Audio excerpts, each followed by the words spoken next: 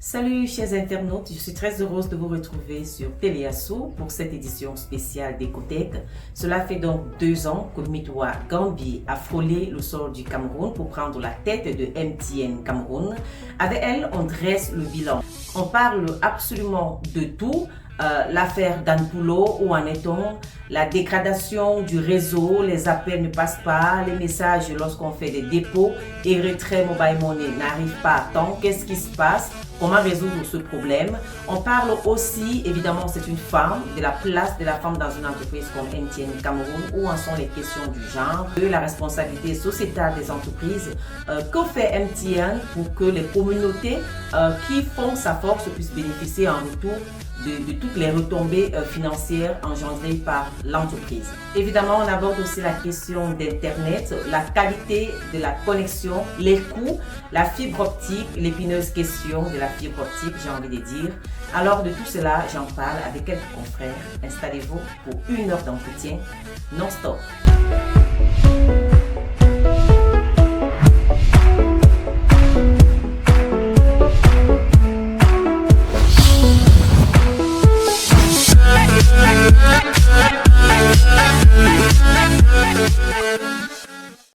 Madam CEO, we are happy to have you on set. Thank you. For these discussions.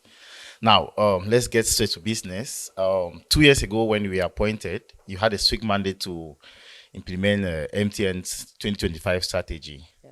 And can you just tell us a bit how you've been able to live up to this mandate? When I came into Cameroon, the mandate around driving MTN Group's agenda, which is called Ambition 2025, was super clear. And the Ambition 2025 strategy is one that MTN Cameroon has adopted since and has very clear priorities around, first and foremost, really being a leader when it comes to connectivity. On top of that, really being a leader when it comes to innovation and platforms such as mobile money, enterprise solutions, digital. But beyond that, beyond the business side, also being a leader in terms of driving the agenda around environmental, social, and governance issues, and more importantly, to continuously explore opportunities for transformation within the organization, but also within the communities that we operate in. And I have to say, I think so far, so good. We remain really on track in terms of the execution of that strategy, a lot of which we can see through the various things that MTN has been doing over the last two years. In the space of connectivity, like I said, leadership was a priority. So you'd have seen MTN being very vocal about coverage expansion, around capacity expansion, around delivering solutions for home connectivity, around things like device financing to make sure that once the connectivity is there, people can actually access it. So a lot of milestones that have been carved in the space of connectivity. So good progress there. On the platform space, like I mentioned earlier, mobile money has been our flagship platform, and we were very, very excited last year to see our mobile money subsidiary, the Mobile Money Corporation, be awarded its independent payment service provider license by the central bank, which was a very big milestone in the execution of our strategy. J'aime beaucoup aborder les questions d'Internet. À l'époque, quand je me souviens, quand Internet démarrait, avec la perte des revenus sur la voix, il y a eu beaucoup de bruit et de pleurs, si je peux parler ainsi, de la part des opérateurs qui voyaient leurs revenus drastiquement baisser. Quelle est aujourd'hui la part des revenus des data? Est-ce que cela a pu compenser les pertes dans les voice ou dans les revenus de voix ou pas? Yeah. Quelle est aujourd'hui la part des revenus des data chez MTN Cameroun, par exemple? Yeah. Et est-ce que cela a pu compenser le gap? Yeah. No, it's a very interesting question, and I think it's the natural evolution of the services that we as telecom operators provide. Annie, if you go back, let's go back 15 years, voice was the main service that operators like ourselves delivered, along with things like SMS.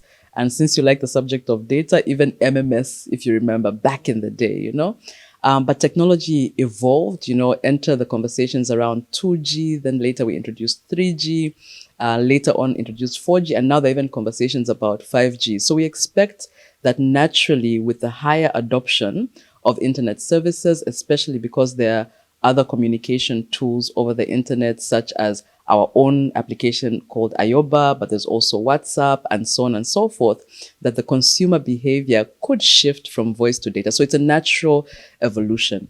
But what MTN and many operators have done is to make sure that beyond just voice and data, we're also expanding the different product sets. And that's why you'll see many operators, including ourselves, have gone on and launched other businesses such as mobile money. We've gone and launched enterprise solutions to make sure we're diversifying the business and making sure we're meeting the demands of clients. Now, to your question specifically, you're absolutely right. I think last year, my second year, it was the very first time that in the history of MTN Cameroun that our data revenue surpassed the voice of the revenue of voice.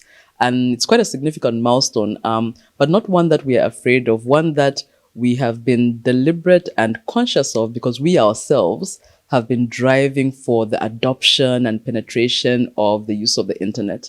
So we're very glad to see that the data business and the internet business is growing overall because we believe, the internet is a door or a port that opens up opportunities for everybody across the country. Today, the data business contributes about 41% of the entire business, and voice slightly lower than that. But of course, it's something that we continuously are even driving ourselves. And that's why you'll see, as I mentioned earlier, around the strategy for MTN, a big part of that strategy is around delivering leadership in connectivity. And with that connectivity will come significant investments in the data environment, significant investments in devices and smartphones.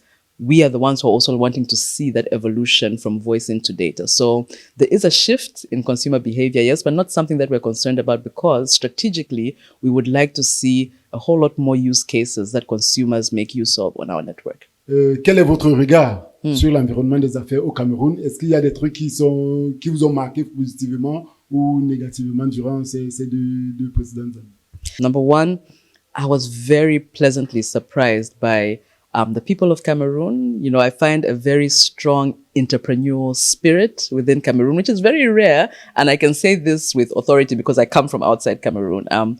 I find Cameroonians very entrepreneurial, very dynamic, very I will get it done irrespective of the context around me, very resilient, if you like to use that word, and which makes for private sector players like ourselves, it makes for a very dynamic environment to operate in because it means the people that are in our company have that trait. It means that the communities that we're serving, we also find people who are of that same mindset. So lots of opportunity from a people, entrepreneurial spirit, positive energy perspective that I have really, really loved.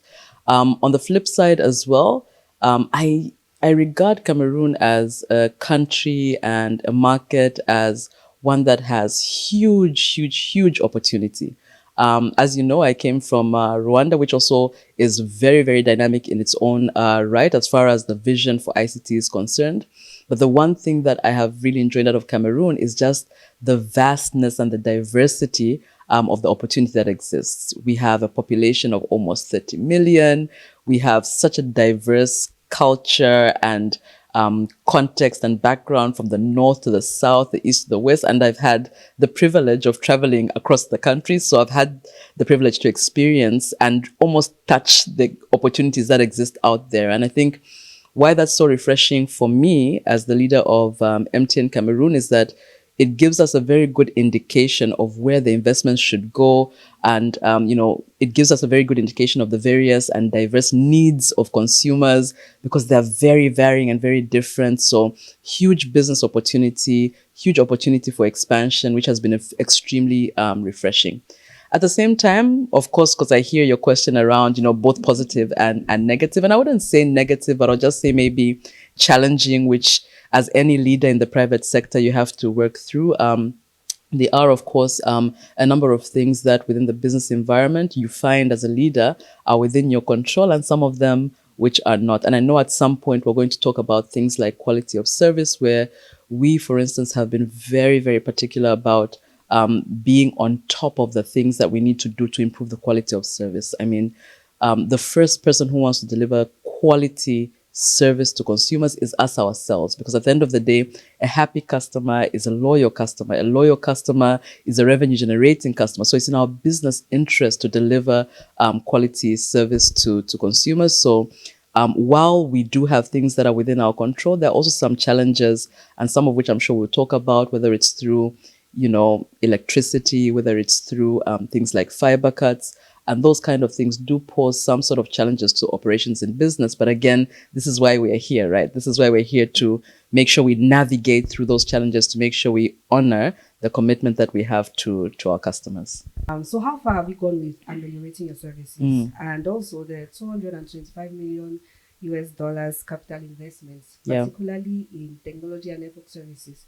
That was announced last year by the group's CEO. So, how far have you gone with taking all this into consideration and ameliorating your services? I've been long enough in technology to know that with technology, there's never a point of completion. There is always room for improvement. So, when I joined the company, that was my first order of business, to try and understand at a baseline, what is the state of the network? What are the opportunities for expansion, improvement?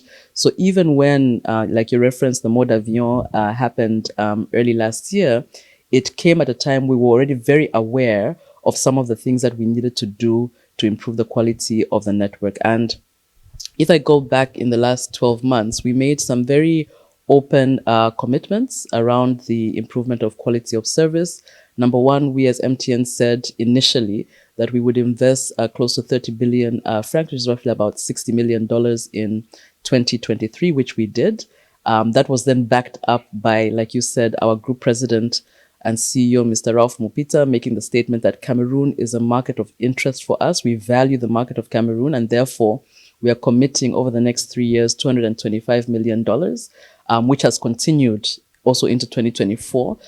So that commitment around the investment capacity for Cameroon has been maintained, respected, and we're pretty much 2/3 into that investment profile, with a third tranche coming into next year. And you would see a lot of improvement around the quality of data experience in isolation of some external factors. Now, I know when consumers hear a CEO of a telecom operator saying that there's been improvement, has there really been improvement? And I understand, because it is not only the investments that a telecom operator makes that is going to resolve all the problems. There are some external matters that with our partners, with authorities, we continue to try and navigate and find solutions for. Two biggest issues that we face within the industry is the stability of our backbone fiber network. And what we've seen over the period, at least for the last 2 years I've been here, even more so, to be honest with you, in the last 6 months, is an increase in the number of those fiber cuts. And when you speak to our partners who manage this fiber, they'll tell you that, some of these fiber cuts are caused by either construction works, they're caused by vandalism, they're caused by so many other reasons, which, I'm sure our third-party partner would be more at liberty to share. But the reality is that we could see, or we could benefit from, a more stable environment when it comes to that fiber infrastructure. Now, as a consumer, I know a consumer doesn't want to hear this whole story, because at the end of the day, the consumer just wants to pick up the phone, make a call, the call connects, I surf the internet, and the speed should be okay. But it's important to understand that while the operators will invest, they'll do their best to improve quality of service. When there is a fiber cut, how a consumer experiences it is that maybe a call is cut, or maybe there's degraded service. And that's why collaboratively within the industry, there's continuous discussion on how we can improve collectively together the quality of and stability of the fiber network. Another big one, as you and I are experiencing even as consumers, is the stability of electricity. And, the conversation around electricity is a very interesting one. When you and I speak, we can very openly speak about how we've experienced power cuts at home, and maybe power goes for like 12 hours, 18 hours, 24 hours, you name it, 36 hours, whatever the case may be. But the same power cuts that us as consumers, individuals are experiencing are the same power cuts that the network is also experiencing. Our network is very heavily reliant on electricity supply. And whenever I share this, the immediate question I get is that, yes, but Mitwa, you guys must invest in terms of alternative power solutions. And I respect that. We must do that because we've made a commitment to our consumers. But we have to understand also that those alternative power supplies, they also have a lifespan.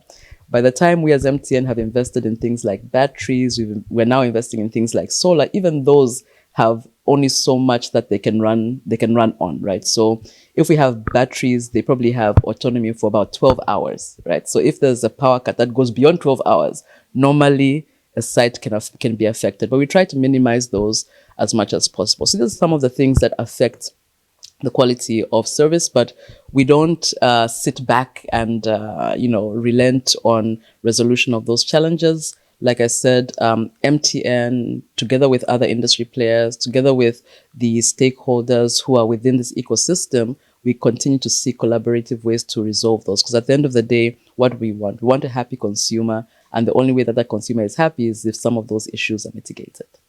Now, just tell us a bit. We know that when there's downtime, the consumers are affected. Yeah. What do you do to compensate them? Yeah. Especially after the flight mode protest. Yeah, mode avion. No, I mean, and it's good you asked me because I think we haven't come back in a while to speak about the status of those commitments we made. One of them was investment, but there were some other commitments that we made. And one of them was that if we have an outage over an extended period of time, which is outside of the control of the consumer, surely we shouldn't be penalizing the consumer through the expiry of the bundle, as an example. And one of the commitments we made was that if you have a bundle that expires during a network outage, we're going to extend the validity of that bundle, which we have followed through on. And we tend to communicate directly to the consumers who are affected during an outage. And this year alone, maybe just to give you an idea, this year alone, from January up till, let me say July, because I haven't seen the August numbers yet, there are about 25,000 customers who've received that compensation in that regard. So you had an outage, your bundle was expiring, we extend the validity just to make sure that what you paid for, you can actually consume. Some of the other commitments that we made was that, to ensure that everybody's aware of where our coverage footprint is, let's make available online the coverage maps. Where do we have 3G? Where do we have 4G? If you're in an area where you're struggling, you can go onto a map and see what is my coverage strength and things like that. We've made those tools available for free on our website and also through certain other tools. Another thing that we committed was that we will try and be as close to our consumers as possible to receive feedback. So you'd see through our service centers, we have dedicated some days and some hours on some days just to receive clients to talk about some of the issues that they're facing. Because me who's sitting in Douala, I don't have access to the person who is sitting in, the far north, but we do have teams there. So we have a very uniform time across the country where we receive clients to receive feedback. Madame la directrice, un des sujets de débat ou de complainte des usagers, parmi lesquels moi-même, c'est le coût d'Internet. Ça reste encore très élevé au Cameroun. C'est vrai que le sujet fait débat parce que, quand on essaye de comparer, mais pour les entrepreneurs qui utilisent essentiellement Internet, dans le digital, c'est compliqué. Les coûts restent élevés. Est-ce que MTN a un plan de réduction malgré tous les challenges que vous avez cités? Ou bien ces coûts sont un peu à l'image de l'environnement global dans lequel on vit? Est-ce que vous, à MTN, vous avez quand même un plan pour réduire ces coûts plus que ce qui est fait maintenant? No, I get the question. It's a very, very valid one. See, as MTN, what would we like to see? We would like to see as many people as possible accessing the internet and accessing connectivity services, period. Annie, as MTN, we say that, the reason of our existence is to make sure that every single person benefits from the modern connected life. That's what we say is our reason for being. So every day, I have a team here, the marketing team, who is constantly thinking about how can we make our services more affordable and more accessible. And you'll find there are various things that we do. And it's not only about the price of the internet bundle itself, but it spans across even content. It spans across also devices, because today you're speaking very confidently about data and pricing and things like that because you have a smartphone, But the people who don't have smartphones even today, it's only half of the customers of MTN who have a smartphone. There are people still today who don't have a smartphone. So for us, P1 is to see how can we reduce the barrier to entry of even accessing a smartphone. So you'll see the things that we've tried to do around breaking down that price. Instead of maybe paying 40,000 for a device up front, can you maybe pay over time just to help reduce the burden of payment on the consumer? And we've seen quite a good traction on that. Beyond that, we've tried to introduce also free or more affordable services. I spoke about Ayoba earlier. Ayoba is something that maybe we as MTN, we don't also speak enough about, because Ayoba is a communication tool that is free for all our consumers. And what that tool allows you to do, similar to WhatsApp, is to send messages to your friends and your family, and that's completely free at zero cost to you. You know, so those are the kind of things that we've been trying to do to reduce the cost of the internet. Then on the broader scheme of pricing, because of all these interventions, some of which I haven't mentioned, but because of all these interventions, actually, when you look at the history of our pricing, because that's something that we monitor quite closely, over the last 2 years, our data price is actually reduced by about 20%, you know, because of these various things. So what we always encourage consumers is, please go into our menus. We're always tweaking our offers, improving and increasing different volumes of bundles, etc. Go and discover the offers that are there for you, because we're constantly updating them to see how much more value we can give. But more importantly, please take advantage also of the tools that we're introducing and putting at your disposal to make sure that you can gain access to some free services, such as, for example, Ayoba that I mentioned. At the end of the day, I also have to caveat that by saying that as much as we would like to drive the cost of price down, there are two realities that remain. Number one, actually, when you look at the region Cameroon, I understand the question around, you know, pricing being high, but when you compare to the region, we're actually relatively lower and we're really well placed. So we'll continue to drive that, yes, but it's also good to situate that in the context of the wider region. And the second thing is that we want to maintain for you and for all our clients a certain quality of service, right? So at the same time, while we're trying to balance the price, we're trying to make sure that we're able to cover the costs that's associated with maintaining a certain standard on the network. So I know I've answered your question in a roundabout way. Is the intention to continuously improve? Absolutely, yes. Has the price come down over the last few years? Actually, it has by 20%. But of course, we'll always explore opportunities to do better and do more for our customers. Oui, DG, au-delà de la réduction des coûts de Internet, MTN a récemment lancé avec triomphe ou alors s'est engagé dans la 5G.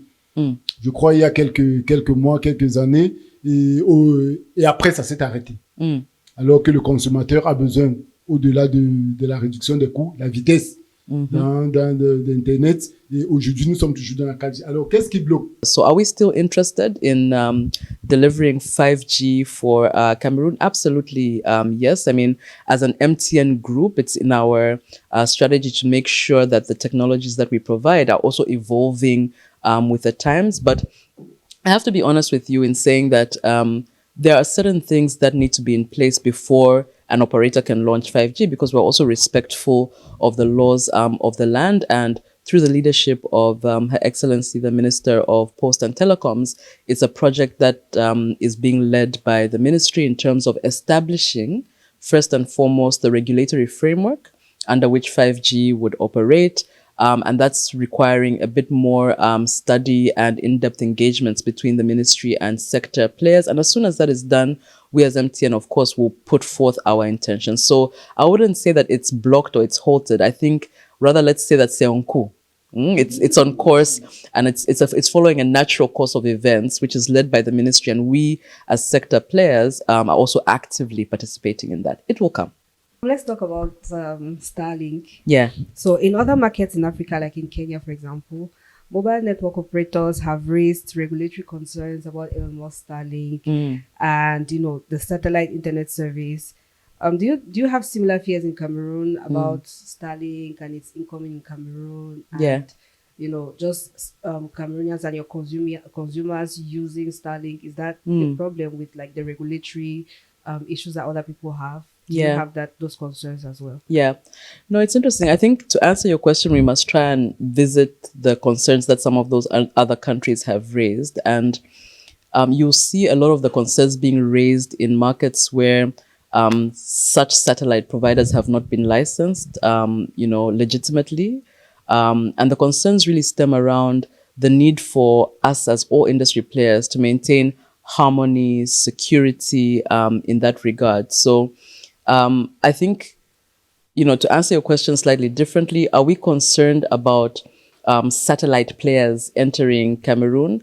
Not if it's legitimately, Of course, this is why you'd see, and just like you, I also read that through the ministry, there's engagements, number one, around potential entry. But on top of that, I think there was a very clear statement by the ministry and by the government of Cameroon that for as long as a player, whether it's one satellite player or any other, is not licensed, those kind of services are prohibited. Our position as MTN when it comes to players such as the one that you mentioned in the satellite space is one of collaboration. And you would see in the strategy even of MTN Group that there are several discussions that are going on between MTN as a group and some of those satellite players, because we believe that in the world of technology, it is not one or the other, that is going to satisfy the demand that our entire continent needs. I think all of these technology solutions are complementary. And MTN is not specific on a technology that it'd like to provide. What we would like to provide is connectivity to our consumers. So what I do see in the long run is a level of collaboration between mobile operators such as ourselves, satellite players, and any other technology type of players that evolve over time to make sure that we're collaboratively delivering solutions to our end consumers. So I see it more as an opportunity, not as a threat, because like I said earlier, a lot has been done by mobile operators, and I think a lot more can be done collaboratively if legitimately some of these players enter into a market in a harmonious manner. You mentioned a lot of measures that the NTM has taken to better the quality of service. And we know that one of the major reasons is because of the cuts in terms of the optic fiber. Yeah. Now, I just want to know what's MTN position when it comes to liberalizing the national optic fiber backbone. Our position, as it stands today, is that of collaboration to start with, because we are respectful of the laws of the land. We're respectful of the fact that currently the provision of fiber services is the exclusive right to Camtel. And for that reason, we have a very good working relationship with Camtel in as much as, operational management of the connectivity to us is concerned. So when there are incidents, as an example, if there's a fiber cut, our teams operationally are very quick to handshake and raise those issues so that we can see very quick turnaround, because at the end of the day, it's the customer that really matters and the service that we deliver to customers that really matters. So from that operational handshake perspective, we maintain a very close and collaborative relationship. And also from the perspective of making clear what our demands are, because like Annie, you asked earlier to say, how has the internet business evolved? It's growing quite significantly. It's a business that is growing in terms of volume, as an example, more than, I would say, 40% every year. So the demands around the internet and the requirements from consumers is really growing. And we try to make available to our partners of our service providers for fiber, to give a sense of what the growth trajectory is. So our stance, given the current context of the market configuration as to who can do what, has been to be very collaborative. I think, having said that, we do think that, in the long term, continued discussion around how can we work better together to expand and to secure and to increase the reliability of the fiber network is something that we'll continuously engage on. So we remain as MTN very open to see where those collaborative discussions can go. Alors, c'est vrai que je vais pas remuer le couteau dans la plaie, parce que je voulais dire que les experts du secteur estiment que tant qu'on n'a pas une gestion plus harmonieuse de la fibre optique, on aura toujours nos soucis. Donc, peut-être c'est aussi l'occasion de rappeler à ceux qui doivent prendre des décisions que il y a peut-être quelque chose à faire dans ce sens-là. Je vais parler totalement d'autre chose.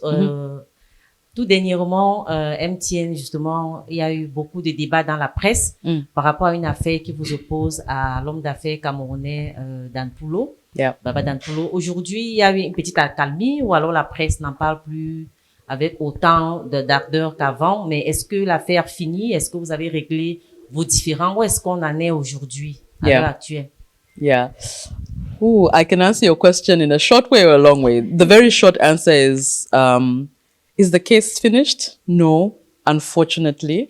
And coincidentally, I mean, we're speaking on my anniversary, my 2-year anniversary, and it just so happened that this incident happened exactly 2 years ago on the day that I arrived. And it's really unfortunate that 2 years après, we are still talking about the same issue. And 2 years ago, the amount of money that was blocked in the accounts of MTN jusqu'à aujourd'hui remains blocked, you know? And that is the reality of the matter. That's the short answer. The longer answer is, of course, number one, we've always maintained our position as MTN that this case, as much as, you know, everybody has a right to raise legal cases as they feel it's fit, really has nothing to do with MTN Cameroun. And we've been very clear about that position from day one. As MTN Cameroun, we've been in Cameroun next year, by the way, for 25 years. And we've never had an incident like this. We like to believe that we are a responsible corporate citizen. We like to believe that we are a citizen of the country that respects the laws of the land. And that's how we've operated for the last 23, now almost 25 years. So when this matter came up, our immediate inclination was to make sure that from a legal perspective, our very capable external counsel are dealing with the matter, making sure that our case is clear, but not only clear, but it's also heard. So the matter is still in court, and unfortunately it just hasn't closed till now as I'm speaking to you. But we are hopeful that, you know, justice will prevail in the manner that, you know, from our perspective would be reflective of MTN not having anything to do with the matter. On the flip side, as well, we've continued to, over the last 2 years, to be honest with you, continuously engage with authorities and stakeholders because, you know, we've been discussing my anniversary, but next year, by the way, we might have a sit down and we'll be discussing the 25th anniversary of MTN. And I would like to think that MTN being in Cameroon for 25 years counts for something, you know. It counts for something in the sense that we've been a very active player within Cameroon. I think we've tried our best to contribute to the development of the sector. We've tried to contribute as much as possible to employment within the country. We've tried as much as possible, and. So we would continue to solicit the support of authorities and stakeholders so that we can preserve what we, as MTN and with the people of Cameroon, have built over the last 25 years. And I would like to think that we've built something that is beneficial to the Cameroonian citizen in form of delivery of services. So short answer, is the matter resolved? No.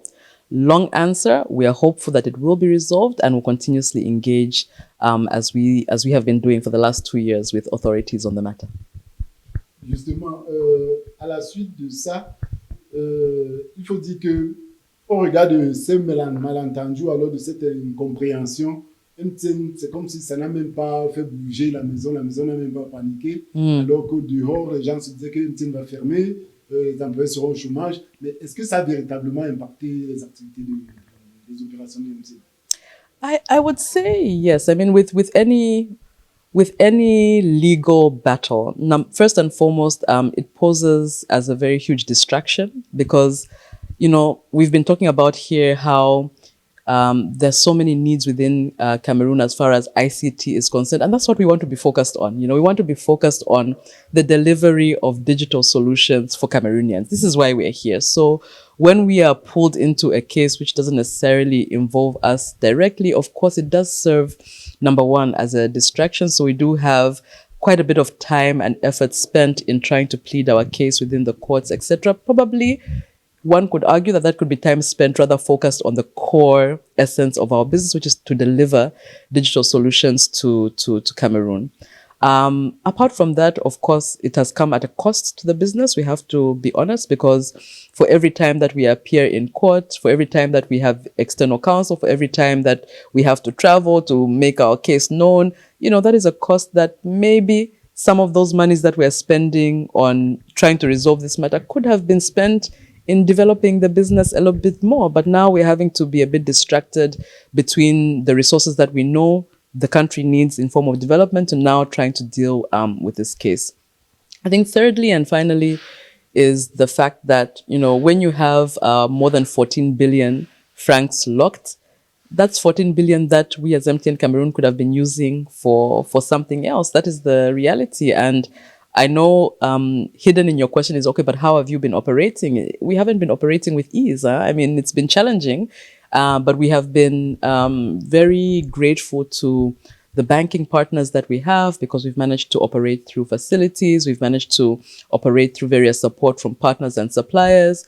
But in the long run, is it sustainable to continue with a legal case that has remained unresolved like that? No, but we still remain very resolved in the mandate that we have. So we've tried to separate what is legal and what is business and keep the teams focused on the business, while we trust that the legal environment and the justice system will eventually land at a point where this case could be resolved. All right, ma'am, let's talk about mobile money. Yeah. So mobile money is a very efficient tool.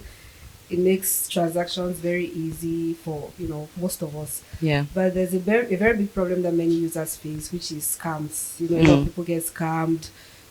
Their money gets extorted, and it's very discouraging. So what is MTN Cameroun doing to regulate these scams or to curb them totally?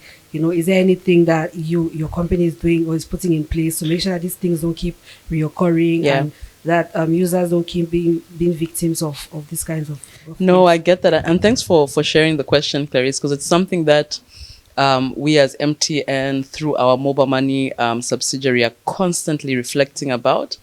And there are certain steps that we've taken over the last few years to really secure the platform that delivers the service to consumers. And there are quite a number of things, but maybe one that is significantly notable is, I'm sure you know, this worldwide industry body called the GSMA.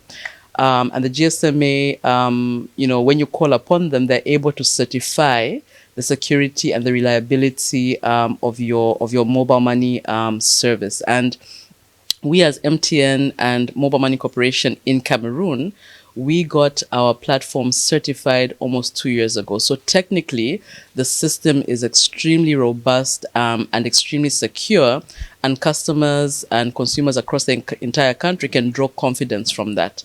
Now, having said that, for every platform that you try to make super, super, super secure, the reality is that you have 1, 2, 3, 4, 5 people who are trying to find a way around all the controls that you've put in place. And these are the people who you refer to as scammers. And in this environment, we've tried as much as possible and will continue to do to, number one, sensitize our customers and users of mobile money around the importance, for example, of keeping your PIN secret. This is why mobile money accounts are just not open like that. To access a mobile money account, there is a PIN code that has to be secret only to you.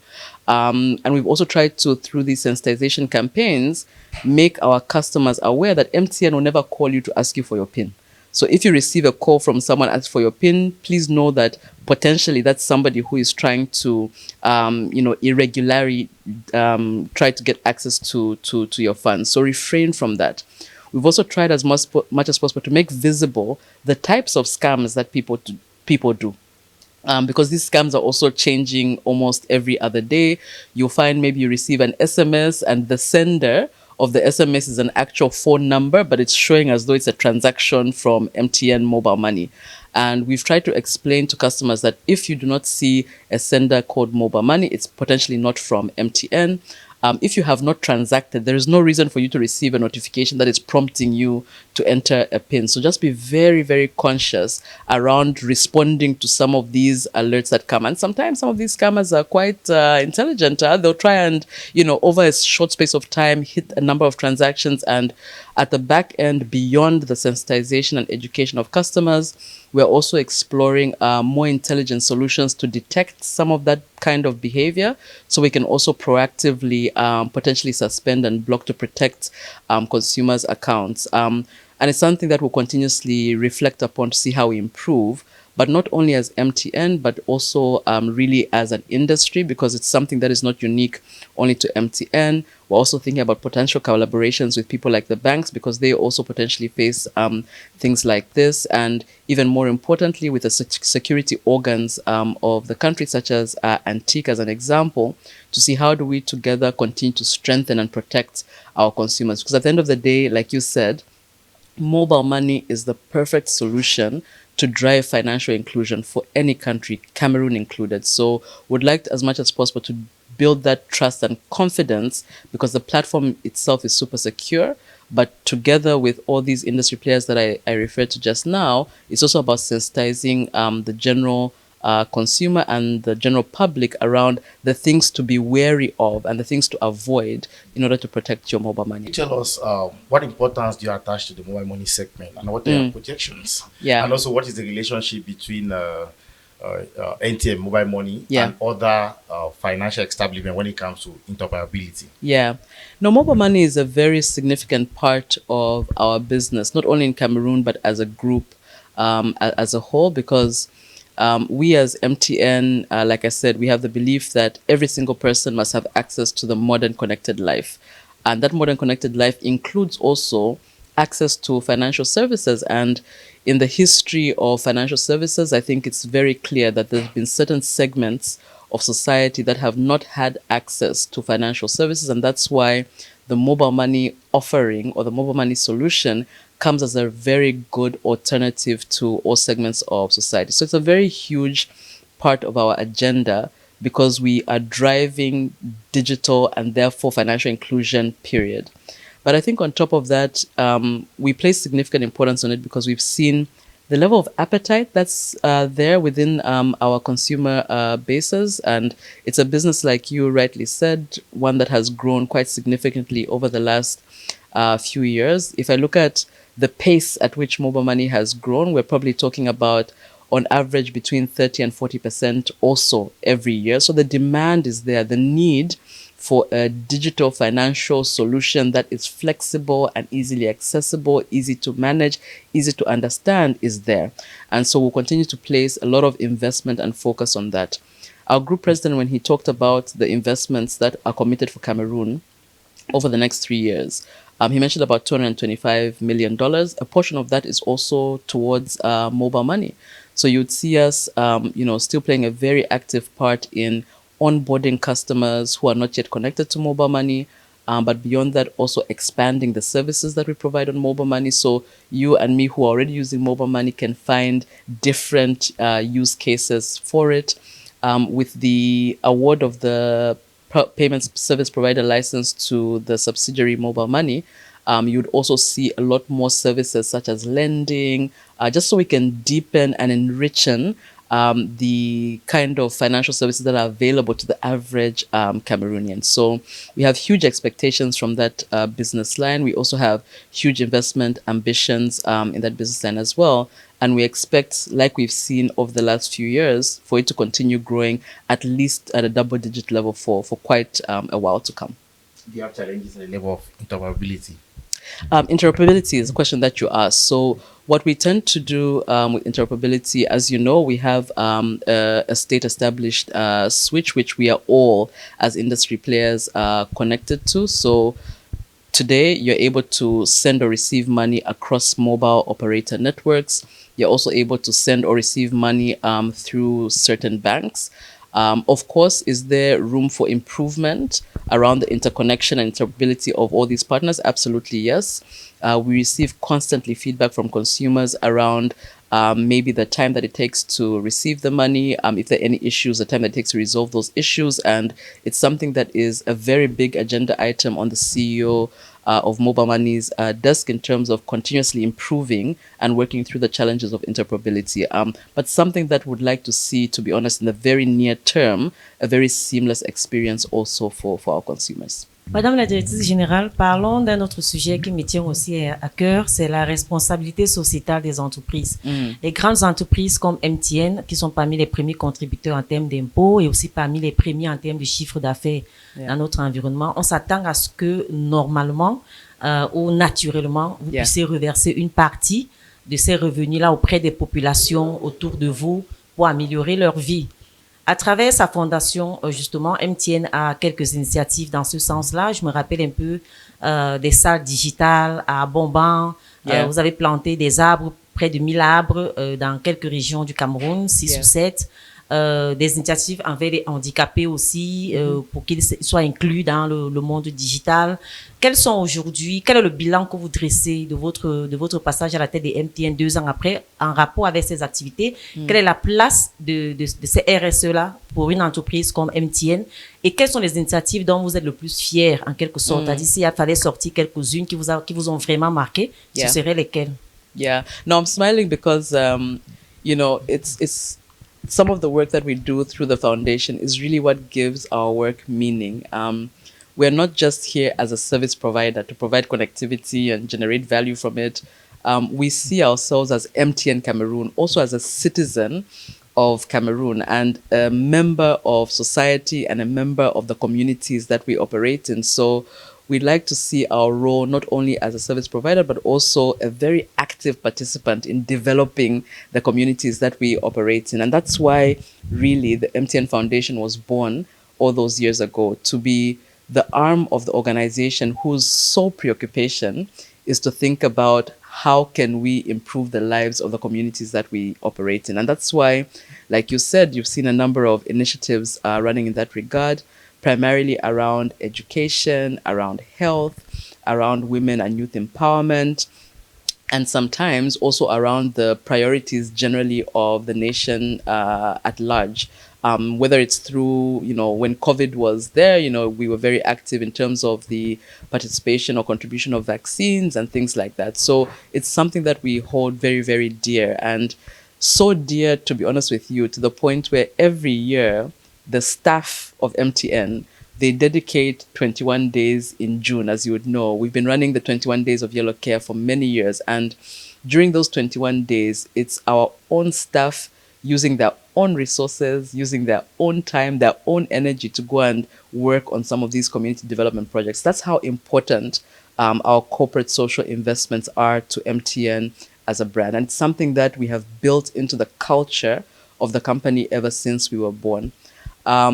But to sustain that, of course, you need resources. So a very bold decision was made by MTN Group, which has also been carried through in Cameroon, that, we dedicate 1% of our profit every year to community development. And thankfully, the company has done well over the last few years. I mean, over the last 2 years, we've contributed into the MTN Foundation, and therefore these community development projects, at least about 350 million francs. So if I was to count 2022, 2023, and 2024, most likely our investments are going to be about 1 billion francs. And this is something that we're extremely proud of, because when we hear about the impact that these projects are having, where, like you said, people with disabilities are now able to access our products and services, or are able to start a business, or we see kids who are graduating because we gave them scholarships. That's what really gives us joy. And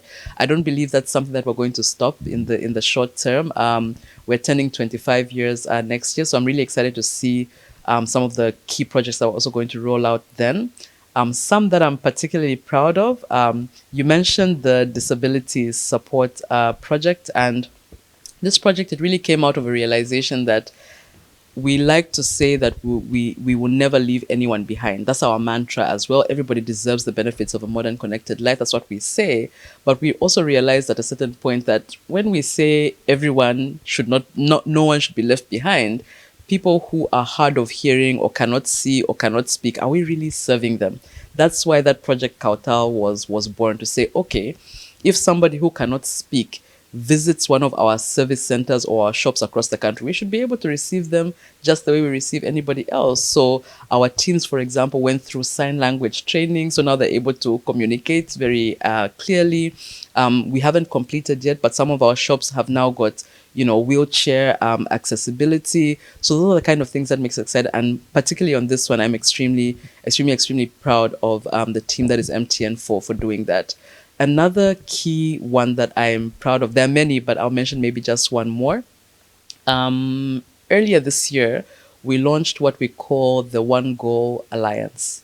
And the reason why I'm super proud of this one is it's been a discussion that we've been having as friends within the private sector for some time now.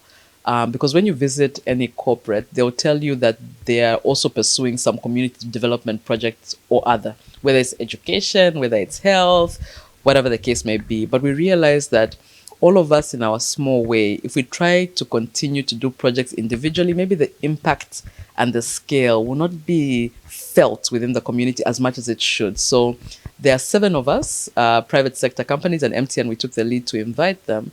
We've come together and we are connected through what we call the One Goal Alliance. And in there you have our dear friends from IHS, Dangote, UBA is there, Huawei is there, MWV, Chanas Assurance, just to name a few. We've come together to say, our budgets, for example, around community development, can we put them together and can we agree on certain projects that when we go into a community, we go there, instead of 1 person strong, we go there 7 people strong, so we can see a bigger impact. So that one, I'm also very proud of, because it's the first, even within the MTN group, to be honest with you, that an MTN operation has done that. And I'm excited to see what will come from that in the coming years. I'd like to know, how intentional are you about protecting women in the workspace, especially with how vulnerable women can be when it comes to issues like sexual harassment in the corporate space? How intentional are you about protecting women in that aspect? And also, how intentional are you about like the gender ratio with employment, between men and women? Is there any intentionality that goes into the numbers? And can you just let us know how it is as at now? Yeah, no, and thanks for that question. And it's, for me, I always take the opportunity to talk about diversity whenever I get the chance, because when I speak about diversity, gender diversity, of which is one of them, I speak about it not just for the sake of it. It's not diversity for the sake of diversity, right? It's about having a diverse organization so that we can produce diverse conversations, we can have diverse perspectives. And I always argue to say that we as MTN Cameroon, we serve such a diverse population. So if our organization itself is not diverse, how are we going to make sure we cater for the needs of the population that we serve? And that's really the intention around diversity. And diversity is in form of not only gender, to be honest, but it's in form of age, it's in form of race, it's in form of ABCD and so on and so forth across various regions and cultures and things like that. But gender, because you asked specifically about it, is definitely one of the items that is front and center of our agenda, not only as CEO, but as an entire leadership team. Because let's also be honest, the reality is that when we look back at the history of the employment workforce, the reality is that especially in technology or technical related industries such as telecoms, you find the representation of women a bit low. In fact, I go back even to my university years because I studied computer science. I'm an engineer by training. And I think back to my engineering class, and there were very few women in the class, to be honest with you. And that few women in the class has produced few women in the workforce and so on and so forth. So we've had to be very deliberate about trying to nurture that talent within the organization. And to the point where quite a few initiatives have been put in place, one of which I can very openly share with you. We have what we call a Women Development Program or Platform, WDP, which has a president, it has a committee, and this president committee have the mandate to really drive the intention of the development and the empowerment of women within the organization, which I support not because I'm a female CEO, but I support because I'm a CEO. And It was supported also by my predecessor, who was a man, and it's supported by all the leaders in the organization also. And this WDP platform, what does it do? It creates, to your point, a safe space for women to get together, to share any challenges that they may be having in the workforce. And in there, we have members of the executive committee, so they're able also to listen to some of those challenges, and where executive support is required, executive support is given.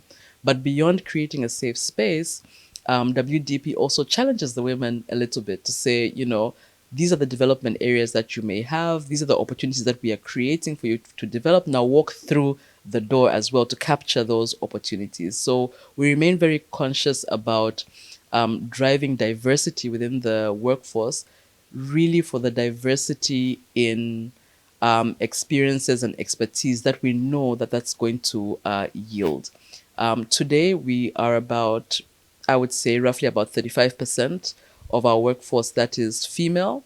In the leadership team, it's slightly more. We're slightly above 50%. Of course, also because I'm the CEO, I'm counted in that number. But, when I look at our executive team, it makes me very, very proud, because there are very few organizations that can say that they have a 50-50 leadership team. And MTN Cameroun is one of those. And that's something that we would like to make normal. Oui, Madame la Directrice, avant d'arriver au Cameroun, vous avez été DG à la filiale rwandaise de MTN.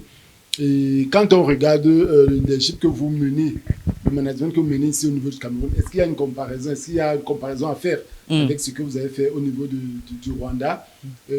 Qu'est-ce qui était positif, qu'est-ce qui est positif, qu'est-ce qui est négatif, qu'est-ce que vous avez pris là-bas pour apporter ici, qu'est-ce que vous avez amélioré, qu'est-ce que vous avez innové? Et après ça, nous sommes à 2 ans. Ces 2 ans, vous avez déjà passé au Cameroun. Next step. Après quoi? La 3e année, quelles sont vos priorités pour à la continuité de vos activités? Yeah. No, it's an interesting question. And I think with every market that I've been in, there are similarities and there are differences. And I wouldn't pick on Rwanda only because I've worked in different markets, just that Rwanda was the one I immediately came from. And there are very many things that are similar, but there are also very many things that are different. Similar in the nature of our business, because as MTN, we've been very deliberate about, number one, making sure that there is consistency in the strategy that we're driving within the market. So the focus on connectivity, on mobile money, on enterprise, on ESG, all these things, they are consistent across our markets. So if today you have the honor of visiting one of our MTN operations in another country and you speak to a CEO, they'll be telling you exactly the same thing consistently around what the ambitions are. So from that perspective, the driving of strategy has been very similar. When it comes to the nature of the business as well, again, very similar. When it comes to things like the culture of the organization, because as MTN, we've been very deliberate about trying to craft a culture that is young and vibrant and the one that's exciting and excited about the mission that we have, very similar in our culture as MTN. So from that perspective, those similarities are there. But of course, countries are different. And one of the things that's vastly different from any other country that I've worked in, to be honest with you, is obviously the size and the complexity of Cameroon. Cameroon is probably the largest market that I have worked in. So if I compare it to a country like Rwanda, where, by the way, one of the things that I love to do is interact with people, So when you're in a smaller market, in a smaller country, it's maybe a little bit easier to talk to all the employees, to talk to all the partners and all the stakeholders on a more frequent basis. So one of the things that I've had to adjust coming into Cameroon is that maybe the style in which I was doing that in Rwanda is not necessarily the style that I'll do it here. But because I love to interact with people so much, I've tried to find a way of doing that. So maybe it's not individually, maybe I'll meet groups of people, because there's an importance in that. And another thing that I found that's a bit different within Cameroon, I kind of mentioned it earlier around the nature and culture and context of the business. It's a lot more vibrant, a lot more entrepreneurial. And as a result, I've also had to become a bit more attuned to that, because I have found in Cameroon that every conversation can lead to a business opportunity in one way or another, So I've tried to, as a leader, be a bit more deliberate about making time for those kinds of conversations, because there's so much to do under the Cameroonian. The next year. And the next step. So, end of 2 years, looking ahead, I'll say this. I think our strategy as MTN Cameroun remains the correct one. So I do not foresee us as MTN making major adjustments to our strategy. You'll still see us making very bold steps in the space of connectivity. We have recently, this year, for example, made sure that 100% of our network is 4G, So for us, the next step is how do we expand that network? The next step will be how do we expand the connectivity of homes? Because while we have been providing connectivity for mobile phones, we are also rolling out technology that will allow customers to have a more robust experience in the home, even if we don't have access to fiber directly. But you'd see us being a bit more vocal about products such as MTN No Limit, which gives a lot more bandwidth and content to people who are living in homes. So the story on connectivity is going to continue and pretty much a bit more intensely around the space of coverage expansion. Beyond that, one of the things that you will see a lot more conversation from MTN on is it's not only about the connectivity itself. So right now we have hit about 97% network coverage. But when you look at the number of people who are using the internet, it's roughly about 50% of our customers today.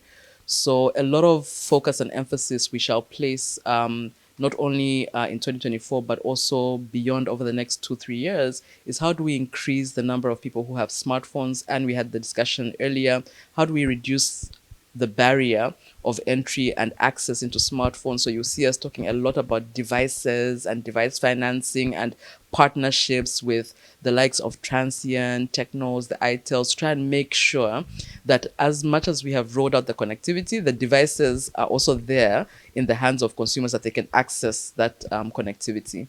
So connectivity will still be a very big one for us. The other space that you'll see a lot more continued conversation on is in the space of platforms.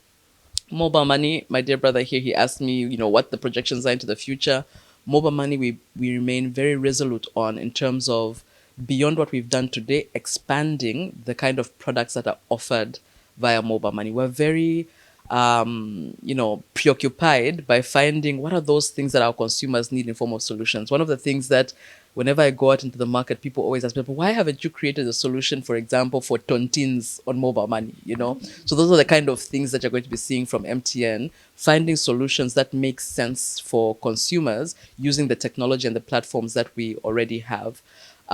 Next year is our 25th anniversary, like I said. So really excited about what 2025 looks like. We have a whole program around celebrating our 25 years, and it's going to span not only internal celebrations, but celebrations with our consumers, with our stakeholders and partners alike, because 25 years is not a small number. So really excited about what that new chapter for MTN also looks like. And one thing that our consumers, our stakeholders can be extremely confident about is our commitment to Cameroon. Merci à vous tous d'avoir regardé cette édition spéciale d'Ecotech. Restons connectés sur les plateformes de Télé'Asu. Et je vous invite à vous abonner à notre chaîne WhatsApp, dont vous trouverez le lien juste en commentaire sous la vidéo.